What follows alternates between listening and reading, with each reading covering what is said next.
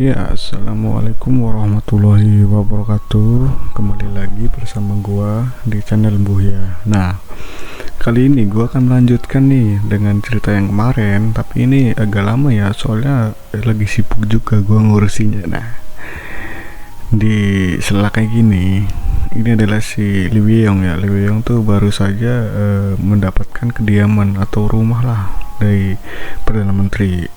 Udah baru nyampe kediaman, langsung saja diajarin tata kerama atau sopan santun untuk memasuki atau ya sopan santun di dalam kediaman Perdana Menteri. Nah, kali ini dia diajarin sama asistennya si Chiun Rou, asisten dekatnya lah. Nah, kali ini si Lee Wei-yong disuruh belajar menuangkan teh dan si asistennya Chunro menjadi ibunya, karena dia tapi ya sih lagi memberi contoh gitulah. Nah, si Lee Wei sendiri juga kayak nggak terima, kayak lu jadi yang gue yang nuangin buat lu gitu ya. Makanya dia agak songong gitu si Lee Wei nya kan, karena dia nggak ikhlas lah, karena makanya kayak gitu langsung aja ditampar sama si asistennya.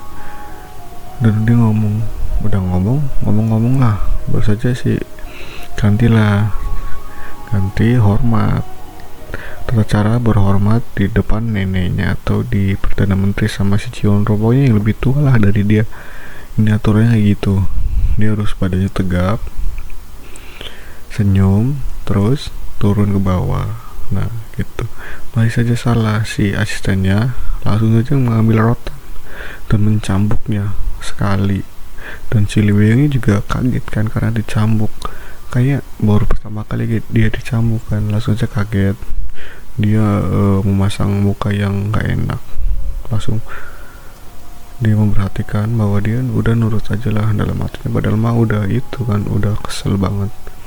Dan dia ngeliatin rotannya mulu, langsung aja ditangkap rotannya dan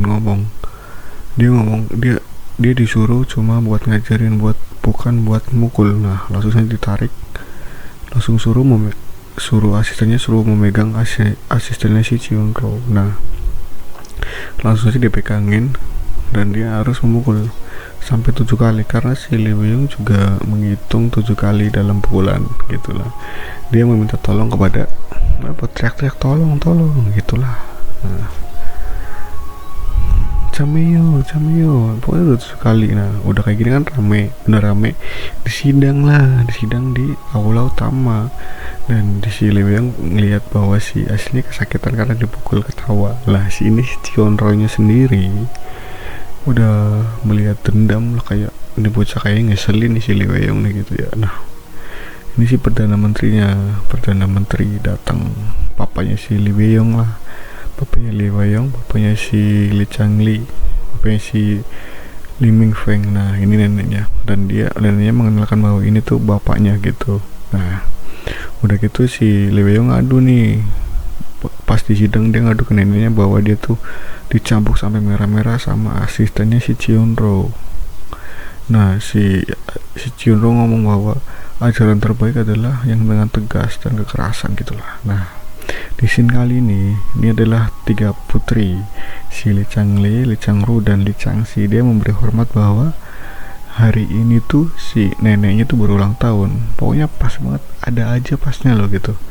Nah, pas banget hari ini tuh ulang tahun, karena dia memberi hormat, dan semuanya juga pesta memberi hormat, dan dia bersulang pada neneknya pun mengucapkan selamat ulang tahun dan panjang umur gitulah. Nah, di sini Lee Changru sendiri dia udah menyiapkan hadiahnya. Nah, hadiahnya adalah sebuah tulisan ucapan selamat ulang tahun sama panjang umur lah, tapi dia menjahitnya sendiri selama 3 bulan katanya, ngejahit tulisan gitulah. Nah, si neneknya juga kagum karena dia tulisan sendiri. Iya, nah ini mamanya si Lee Changru juga membela bahwa dia benar, dia ngejahit sendiri selama 3 bulan. Nah gitulah. Nah, si Chionro juga nggak mau kalah. Nah, si Lee Changli lah, Chionro ngomong apa, bukannya kamu juga mempunyai hadiah buat neneknya. Nah, Lee Changxi ngomong ke Lee Changru, nggak salah, bukannya salah ya,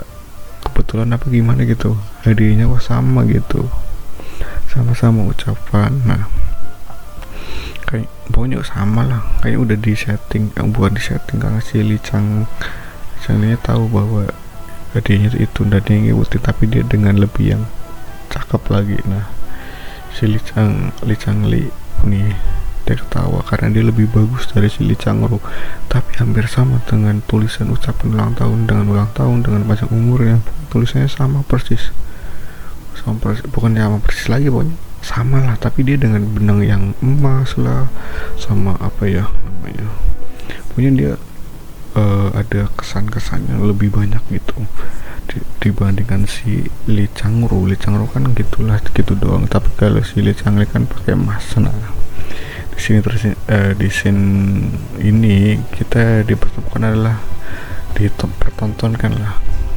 barongsai ya, penarian barongsai, yang dimana apa ini pokoknya sedang menghibur lah dari ucapan ulang tahun ini. Dan ternyata di dalamnya tuh si Lee Wei-yong ya, nona kedua si Lee Wei-yong.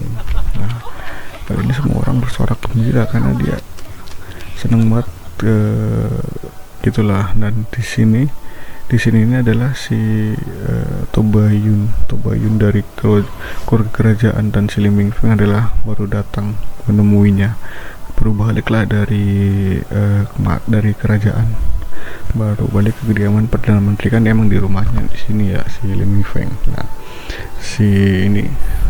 si Tobayu juga kesini sambil ngelihat ada ulang tahun si neneknya, sambil jenguk gitu. Nah di sini si Lee yang memakai barongsai langsung saja menusuk si Lim Mingfeng, karena kan dia punya dendam sendiri, karena dia dulu yang ngebantai si Cinder kan, keluarga Cinder dari Liang Utara adalah si Lim Mingfeng. Nah dia karena Perdana Menteri cuma nyamar menjadi Li Wei-yong gitulah, tuh nusuk pasti di barongsai. Nah pas tusuk dia mati lah Lim Mingfeng. Ternyata melek, dia cuma ngebayangin doang bayangin lah gitulah pokoknya karena dia nggak mau ngambil resiko ya.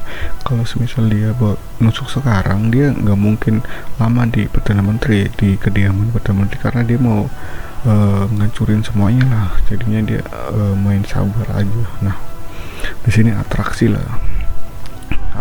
barongsai tersendiri, asli pun atraksi pertunjukan lah gitu.